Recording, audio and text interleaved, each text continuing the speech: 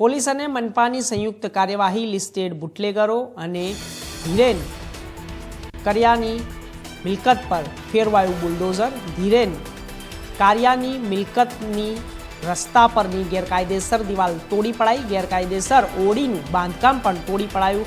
Police બંદોબસ્ત વચ્ચે કરાઈ કાર્યવાહી। બ્રેકિંગ ન્યૂઝ છે।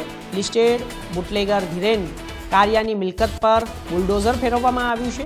ધીરેન કારિયાની મિલકતની રસ્તા પરની ગેરકાયદેસર દિવાલ તોડી પાડવામાં આવી છે। તો ગેરકાયદેસર ઓડીનું બાંધકામ જે કર્યું હતું તેણે તોડી પાડવામાં આવ્યું છે। પોલીસ બંદોબસ્ત સાથે રાખીને આ કામગીરી હાથ ધરવામાં આવી છે।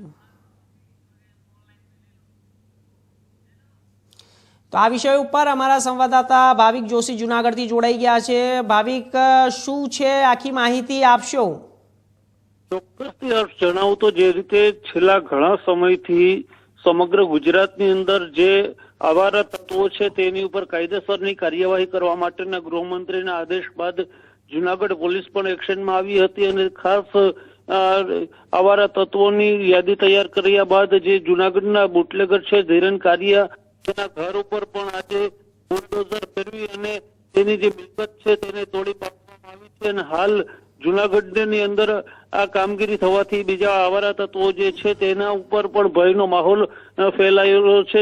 એક પ્રકારે કહી શકાય કે પોલીસ નામનો જેને ડર નહોતો એવા તત્વોની અંદર હાલ પોલીસનો ડર જોવા મળી રહ્યો છે। ક્યાંક ને ક્યાંક જોવા જઈએ તો ગઈકાલે કાળા દેવરાજ રબારી દ્વારા પણ ડીવાયએસપીને લઈને આક્ષેપો કરવામાં આવ્યા હતા, જેણે આક્ષેપોને નકાર્યા હતા। ત્યારબાદ આજે આ પગલું લેવાથી આવા જે તત્વો છે તે તત્વોની અંદર ભયનો માહોલ ફેલાયો છે। એક પ્રકારનો ફફડાટ જોવા મળી રહ્યો છે। જી, કેટલા લોકો પકડાયા છે આની અંદર ને કેટલા લોકોની યાદી બહાર આવી છે પોલીસ વિભાગ દ્વારા? હાલ જોવા જઈએ તો 300 થી વધારે લોકોની યાદી બહાર પાડવામાં આવી છે અને હાલ જે છે તે ગૃહમંત્રીને રિપોર્ટ કરવામાં આવ્યો છે કે ઉપરથી ડીજીપીના આદેશ બાદ આગળ મુજબ કાર્યવાહી કરવામાં આવશે। પાસાની દરખાસ્તો અને ત્યારબાદ હદપારીની દરખાસ્તો આવી, અનેક દરખાસ્તો કરવામાં આવી છે।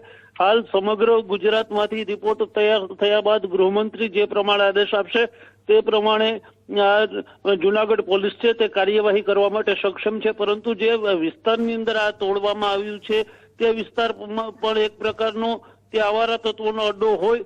આ વિસ્તારમાં મોટી સંખ્યામાં પોલીસ બંદોબસ્ત સાથે બુલડોઝર ફેરવવામાં આવતા હાલ જે શાંતિથી રહેતા લોકો છે એ રહેવાસીઓમાં એક પ્રકારની શાંતિ ફેલાયેલી છે। બીજી તરફ જે આવારા તત્વો જે છે ખોટી રીતે કામગીરીને લોકોને ડરાવવાનું કામ કરતા હોય એવા લોકોમાં ભયનો માહોલ ફેલાયો છે। જી, ચોક્કસથી આભાર। વધુ માહિતી માટે અપડેટ આપતા રહેજો।